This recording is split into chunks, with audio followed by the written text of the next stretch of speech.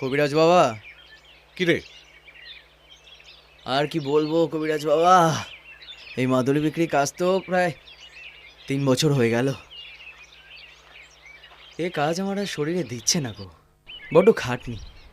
তারপর এর বাজারও আর তেমন কিছু নেই বুঝলে, তাই ভাবছি। কদিন ধরেই তুই এই কথা বলে আসছিস। তোর মন শরীর যদি কাজে মন না দেয় তাহলে তো কাজটা হবে না। জোর করে তো আর এসব হয় না। ঠিক আছে, সে তুই যা মনে করবি তাই করবি। তোকে একটা কথা বলি, বর্ধমান জেলার মাখমপুরে আমার শ্বশুর বাড়ি। আমার শ্বশুরমশাই আমার জন্য কিছু জমি জমা টাকা কড়ি লিখে দিয়ে গেছে। দেখ, আমার তো কোনো ছেলেপুলে নেই।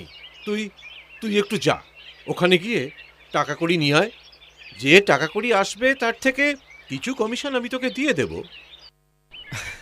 সে তুমি যা বলবে, তবে যাওয়ার সময় আমি আমার এই মাদুলির পুটলিটা সঙ্গে করে নিয়ে যাব, বুঝলে। বাজার দেখলে গলা ফাটিয়ে যদি 2-4 পয়সা আসে।